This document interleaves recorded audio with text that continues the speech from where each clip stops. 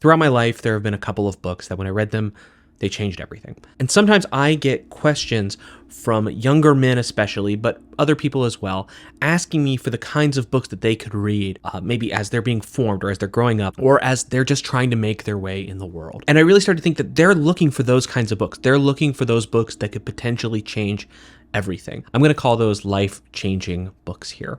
And I've come up with a list of books that I think you could read and they might change your life. These books present a different way of looking at the world.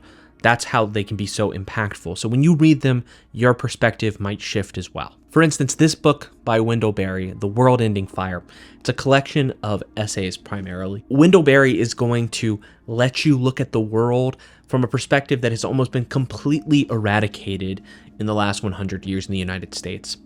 What we have seen is a massive decline in small farmers. What we have seen is an unrelenting embrace of technology. What we have seen is a love of things that are big and that are fast and that are always changing. But Berry looks at the world in a completely different way. He says, what if we slowed down? What if we took our time? What if we stayed in one place for most of our lives so we could really see what it's like to live somewhere? What if our families and our loved ones live there too, so we could all come together, live together, grow old together, and eventually start dying in a place where people will remember us? The very first essay I recommend for this collection is The Making of a Marginal Farm. In this essay, Berry is actually looking at how he has returned to the place where he grew up, and he's now trying to build something real. And that ended up being, to this day, Berry lives on that farm. I love his essay on why he chooses not to buy a computer, in which he argues against the unthinking embrace of certain technologies. The work of local culture is another essay that is a must-read from this collection. But honestly, if you're someone who finds that the current world is too fast, too overwhelming, and you're looking for a different way of life, you might want to look at the sort of Wendell Berry style writers. And the best place for you to start really is The World-Ending Fire. Maybe you're not ready to move out on a farm and stay in one place for your entire life, but you're just looking at a way to try to survive in the world, in a way where you're finding life is a struggle and you are trying to overcome those struggles. Well, one of the texts that I have found really helpful is from the Stoic tradition, and it's not the Meditations by Marcus Aurelius, though that is a very good book. It's one I talk about a lot. It's actually the Enchiridion, or we'll just call it the Handbook, by Epictetus. Well, the Meditations by Marcus Aurelius is mostly a journal, so it's Marcus speaking to himself, and we benefit from reading his conversation with himself in his journal. I've benefited from it immensely, but in the Handbook, we actually have more of a didactic mode. Epictetus is saying, let me teach you how to live based on Stoic philosophy. At the very beginning of this text, we find what's often called the dichotomy of control, which is a central concept when people are trying to explain Stoicism. Essentially, Epictetus says that there are two things in the world: things we can control and things we cannot. And we need to turn our attention only to those things which we can control. And if we're able to do that, he says, no one will ever restrain you or impede you. You'll blame no one. You'll have no enemies. And that is because you have become impervious to harm. If instead we focus on those things which we can't control, we will always be disappointed because we cannot control those outcomes. So whatever it is that we want, eventually our desires will be frustrated. The world won't conform to them, and we'll just be left unhappy. See, the Stoics, like a lot of ancient writers, were thinking about happiness. They wanted human happiness was their concern. Aristotle is like this. Boethius is a Roman writer who is like this.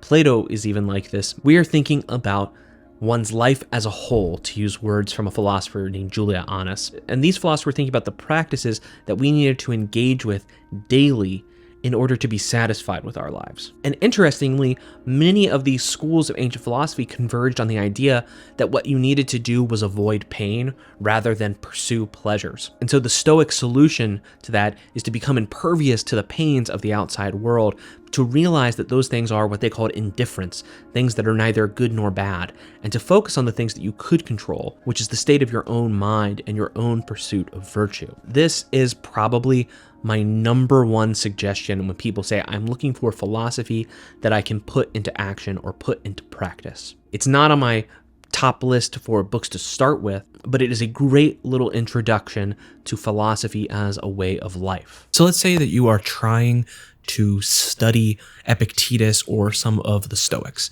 Well, what you might want to do is look for some help as you're trying to study. And there are lots of online resources you could try out, but one I want to recommend to you today is Blinkist, who are sponsoring this video.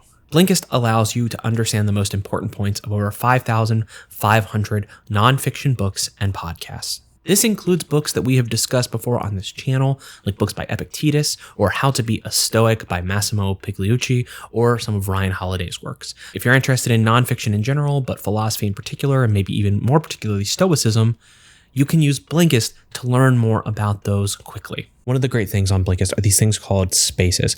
Basically, you can create a space and you start adding titles to it.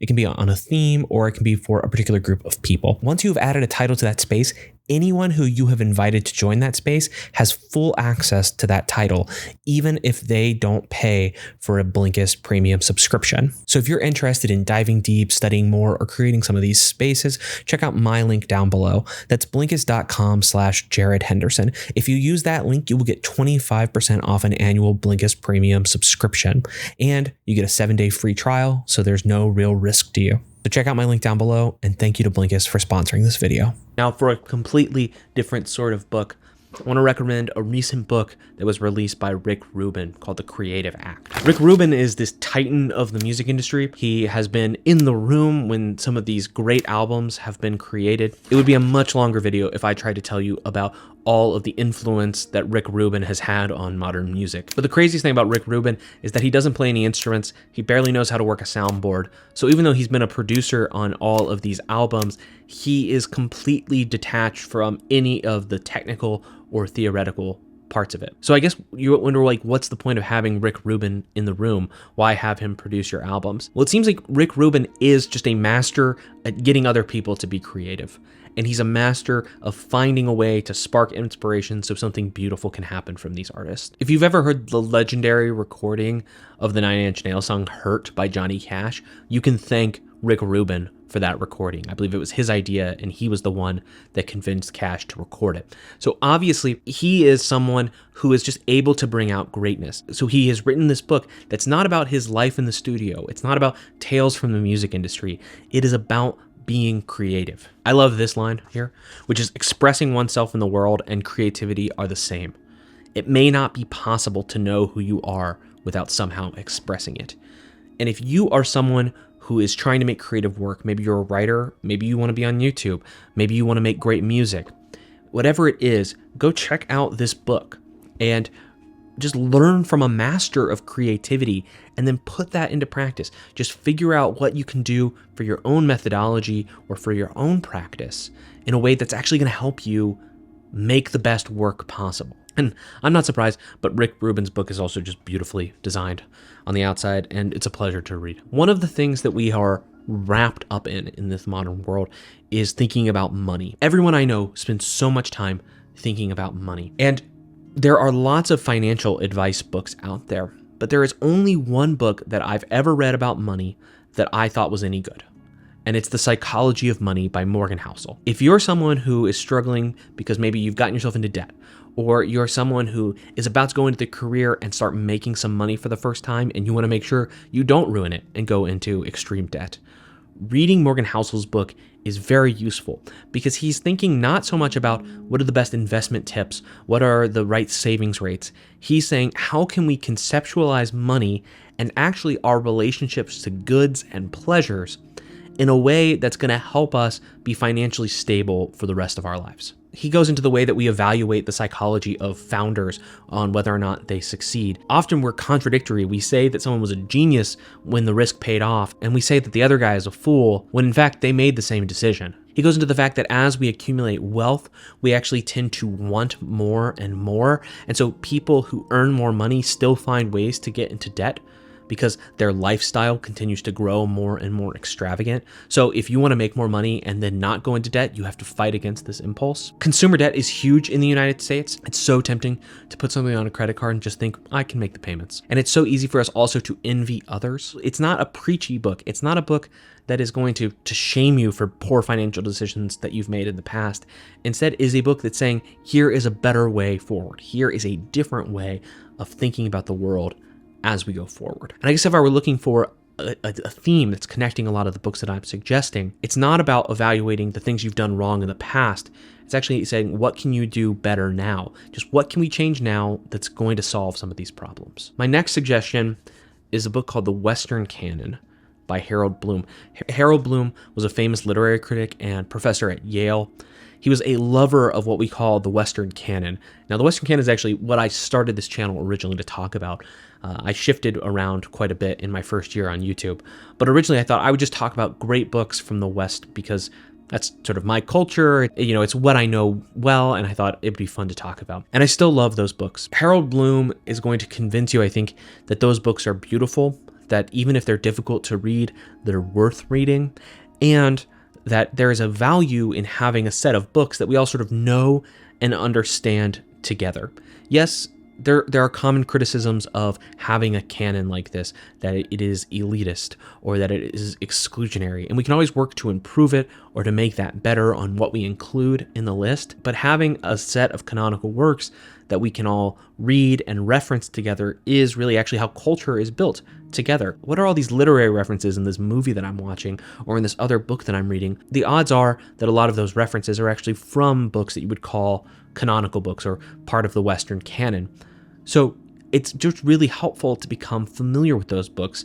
But if you're looking for a sort of a guided tour of the canon before you dive right in, Bloom's book is, I think, excellent. There is a list at the back of the book of what you might call canonical works. I recommend the list, and I also offer a warning.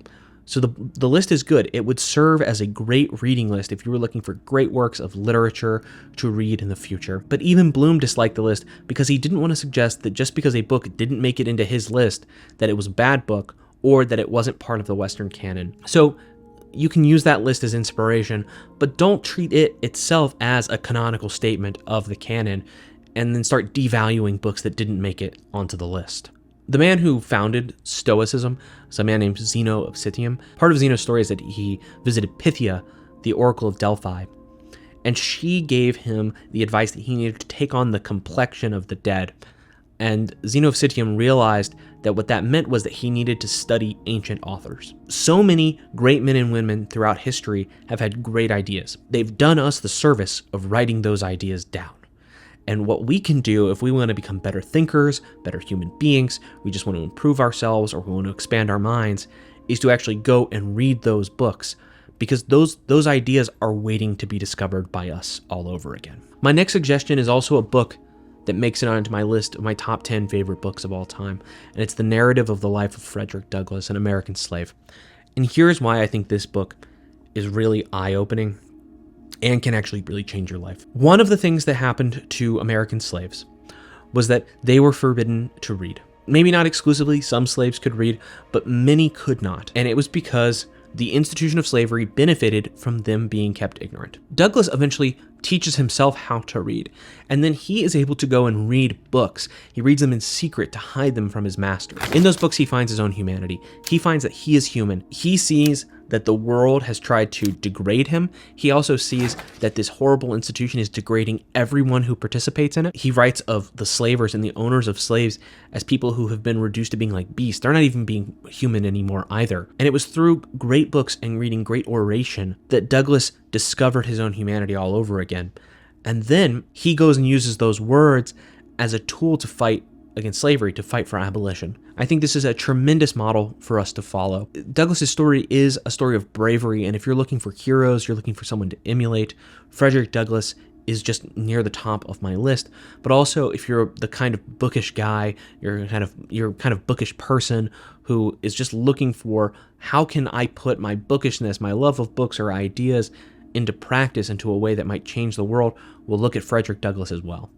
Read that autobiography, read Frederick Douglass's other writings, and just be inspired and then go and do something great. The final suggestion I have is a book by Matthew Crawford called Shop Class as Soulcraft. And I suggest this book for a couple of reasons. One, I find Crawford to be an admirable human being in his life's trajectory. He tells his biography in this story, but the important thing to know is that he has a PhD in political theory, but mostly focusing on ancient philosophy, from the University of Chicago, a fantastic institution. And then he went to actually go work at a think tank after he finished his PhD. and he hated it. He realized that this wasn't the life he wanted to live, but he found beauty and meaning in renting an old garage and then repairing vintage motorcycles, and he became a professional motorcycle mechanic. He left his think tank job actually to be a motorcycle mechanic. He's now a writer and he does other things, but Crawford's biography actually points to the second reason I like this book, is that he is one of the few writers who I think doesn't try to posit an artificial distinction between the things we do with our hands, the things we build, and the way that we think, the life of the mind. The body and the mind are intimately connected, and in fact, someone who wants to have an active mind and come up with their own ideas can also benefit from being active in the world, or being what Crawford calls a spirited man. Crawford is not for nostalgia. He's not saying, oh, let's just retreat back to the way it was 50 years ago. Instead, he's saying, right here and right now, here are things that you can do. After I read Crawford, I started building things. I started building things with my hands, and I found that it's so meaningful. The shelves behind me, I built those shelves. It's a simple job. It's not difficult. It was probably more expensive to do this than it was to just buy shelving and install it. And yet, I feel like I look at those shelves and I say, those are my shelves. They're the shelves that hold my books above my desk, and this is where I write, and this is where I make videos, and this is where I go to be creative or intellectually active or thoughtful. And by building those things, I feel like I sort of took control, or I sort of said, this is my place. So I think this can be good for maybe people like me who had bought into a sort of artificial distinction between working with your hands and working with your mind. But it can also be helpful for those who love to work with their hands and then have been treated like they were dumber for it. They weren't really sufficiently intelligent. You will see, if you read Crawford, that you do not have to make a choice between the two. One of my favorite YouTubers is Van Neistat, and Van uses Crawford as kind of a model for a lot of his work, where he calls himself the spirited man, and it's just taking a lot of inspiration from Crawford. You can totally see it. And Van is someone who works with his hands, he builds lots of things, but also he's thoughtful, he's interesting, he is an artist. And I love that about his channel, I love that about his work. I love that about the work that he did with Tom Sachs. And I think that other people could benefit from being a little bit more like that. And I think one of the easiest ways to do that is to go and read Shop Class's Soulcraft.